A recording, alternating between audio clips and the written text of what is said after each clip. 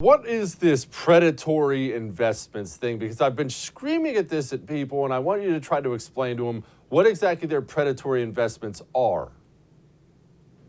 Well, there are a lot of examples of this. I can tell you, I co-chair something called the Future of Defense Task Force.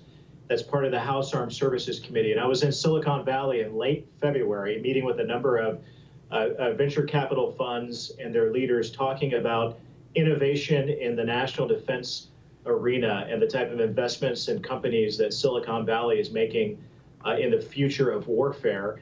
And one lesson that I learned repeatedly from a number of these venture capital funds is that part of China's strategy is to come in and purchase or invest in our innovation, steal our intellectual property in the meantime, and then allow our companies to suffer or go out of business after they get what they want.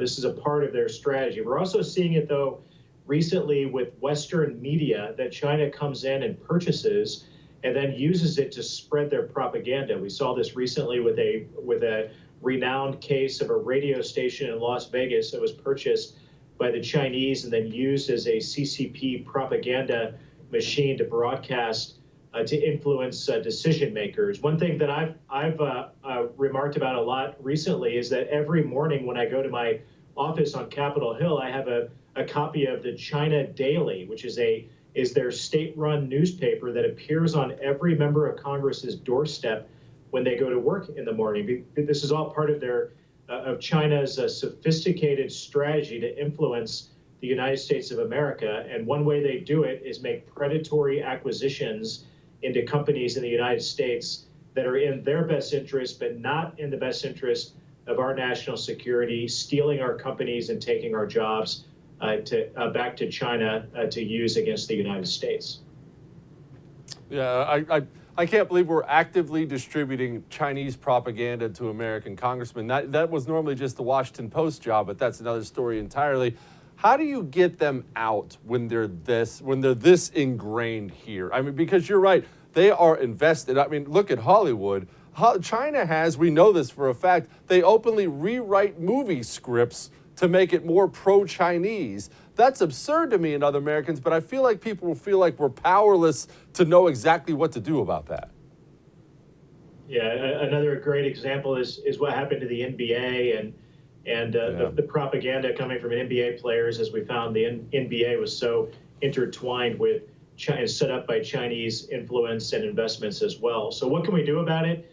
There is a government arm called CFIUS that polices foreign investments in American companies, and there was a law passed in the defense bill as part of the Armed Services Committee a couple of years ago called FIRMA, and FIRMA strengthened CFIUS as an entity to crack down on malign Chinese investments in American companies, like what I described before. A bill that I introduced last week would strengthen CFIUS as an entity that can police investments in media companies, or in Chinese investments of over 51% would immediately trigger actions by this government arm, and then give the president more authority in cracking down on these types of investments when they're made in companies that are not in the best interest of the United States national security, to have China controlling companies that they can use against us. So that's the legislation that I introduced last week. There's so much more that we can do. And I've introduced dozens of bills in this Congress and before, and it's one of the reasons that Kevin McCarthy last week set up the China Task Force as a clearinghouse for important ideas like these, to shine a spotlight on the efforts of at this point, Republicans in Congress who want to address the China threat. We wish this was a bipartisan issue. Around the country, it is a bipartisan issue, but in Congress, Democrats are willing to turn a blind eye, but Republicans are trying to do something about it. Hey, thanks so much for watching The First on YouTube. If you liked what you saw, go ahead and like and subscribe. You heard me. Like it, subscribe. You'll get a lot more of it and a lot more of me.